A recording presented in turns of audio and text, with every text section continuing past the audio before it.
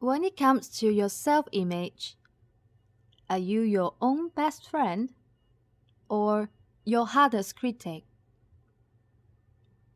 In the whole session 4 on acing your interviews, we've already covered strategies and techniques on the preparation, the content, the delivery, and your self-beliefs to help you become the master of job interviews.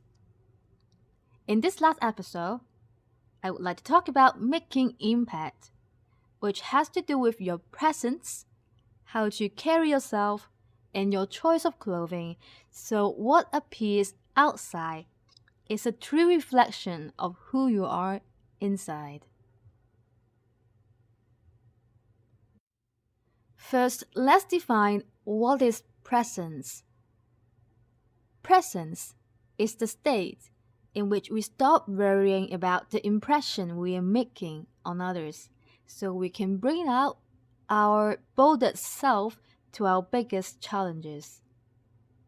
It's about having the personal power, the confidence to act based on one's beliefs, attitudes, values, and having the sense that one's action will be effective. You feel like you are being seen when you have presence. There are a few key elements to having a strong presence. 1. Substance and content. Someone who has clarity on what he or she is thinking, speaking, and doing. A person with knowledge and wisdom and who is not shallow. 2. Appearance, which includes your grooming, your facial expressions, and your postures. That is, do you look the part? Do you radiate confidence in your eyes? Do you hunch your back or you stand up straight? 3. Delivery, which refers to your actions. How you speak, how you move your body, what kind of emotions and energy you convey, and are you natural in doing all these? And 4. Mindfulness, which refers to your mental state. Are you present, be in the moment, and free of worries? I suggest you to make it your goal to cultivate all these areas in your early career, because someone with a strong presence would get noticed and achieve great success in careers as well as other parts of their lives. Now come back to our short-term goal, which is to look good at job interviews. The messages that you want to convey through your appearance at job interviews are 1. That you are pleasant and approachable. 2. You look neat, put together, self-contained. Because stained, wrinkled clothes say, I don't care about my appearance. How can someone who doesn't care for themselves care for work? 3. You have high energy. 4. You are trustworthy and reliable, so you won't experiment with your clothing style at events like a job interview. And 5. Lots of potentials for future development.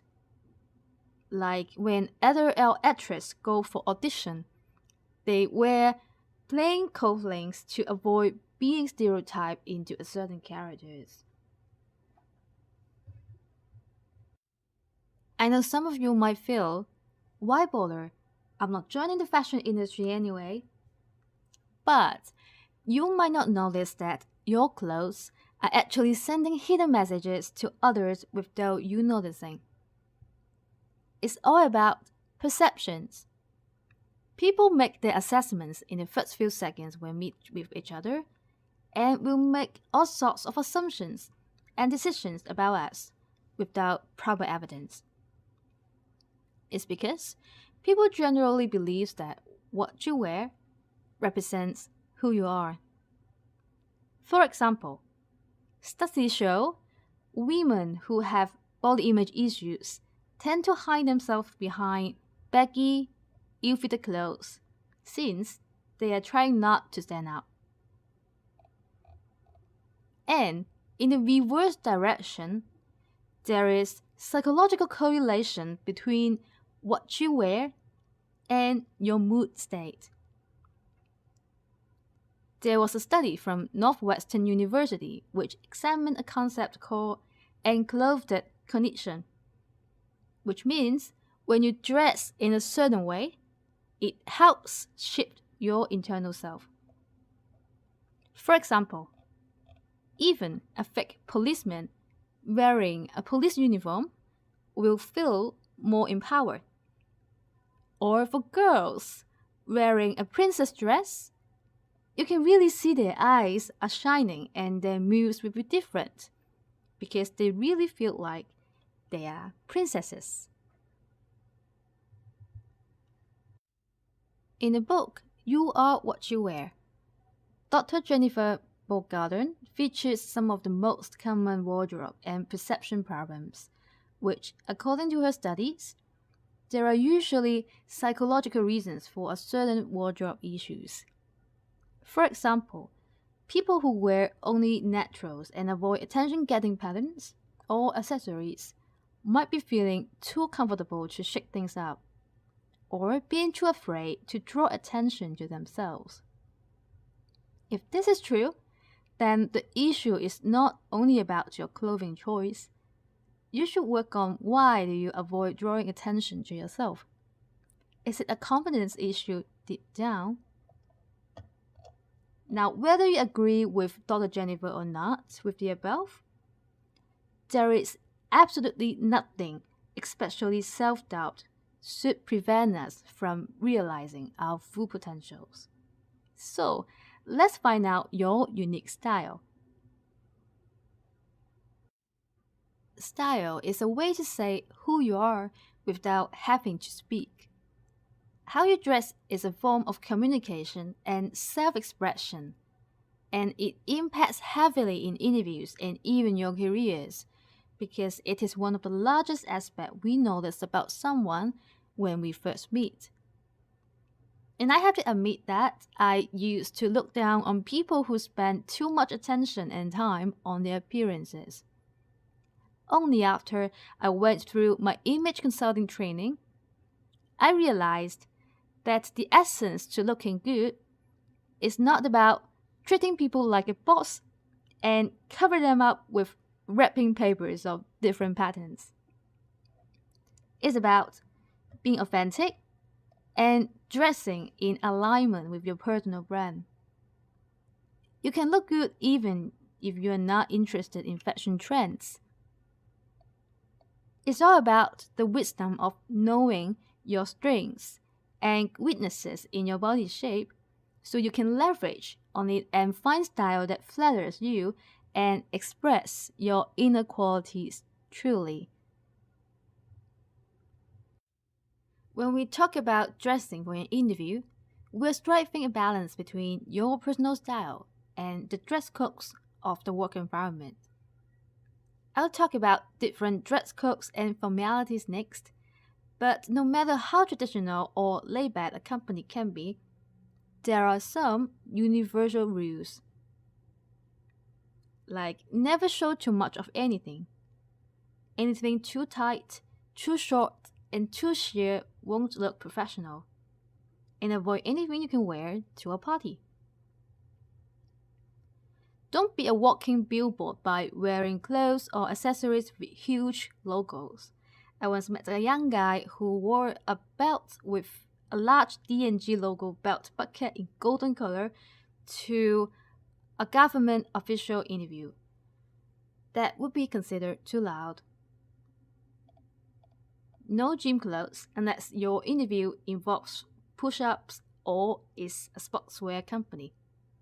And your clothes should say, I am trustworthy, organized, responsible, and professional.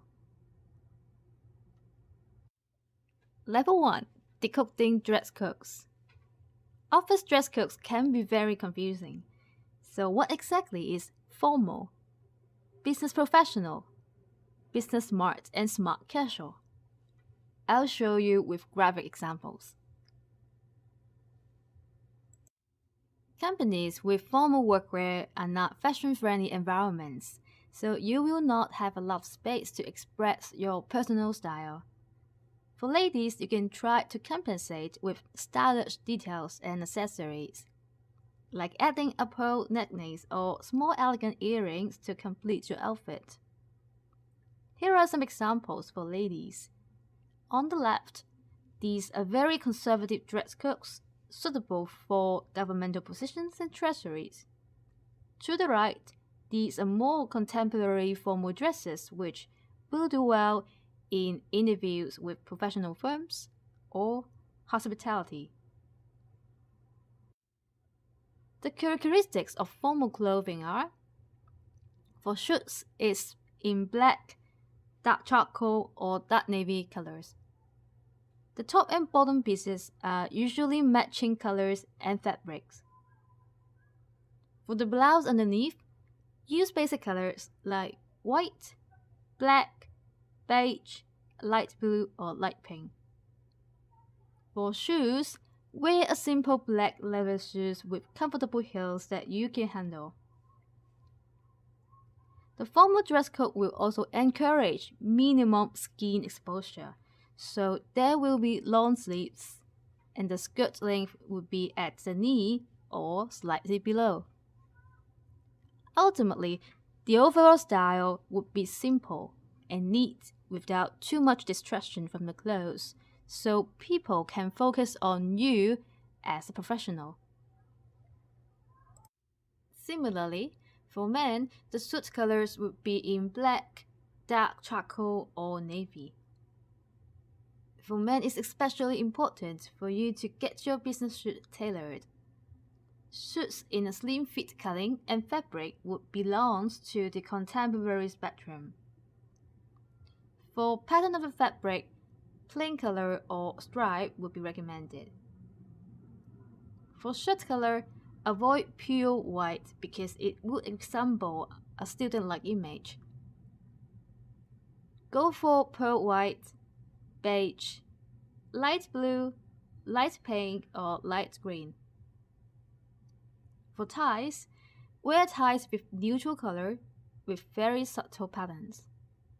And gentlemen, please make sure your tie is just long enough to touch the belt buckle and tie it in a good knot. The Windsor knot is a good choice, and you can Google it for the tying method. And for little shoes, black shoes for black shoes, brown shoes for other colors. And remember to wear socks that matches the color of your trousers. No white socks, please. Next, let's talk about business smart to business casual. This is the most confusing dress code. It is a compromise between formal and comfortable, or to phrase it better, formal with some street style elements. It's a little bit more relaxed than formal attire, but don't relax too much. That is, no jeans, no sportswear for interviews, unless they state it so. So business casual environments allow you more flexibility in mix and matches with more color combinations. Instead of wearing a traditional suit, you can pair your trousers with a blouse or a sweater. Subtle prints are welcome as well. You should still avoid vivid neon colors and very loud prints. Dresses are also a good idea as long as they are not too tight or too short. For gentlemen, business smart style goes from suits without ties to sweaters with ties or without ties. There can be more varieties for the fabric and the color. You might also roll up your sleeves. For interview looks, you still need to be neat and tidy, so don't match your clothing with a street style hair. Your goal ultimately is to look smart in a professional way.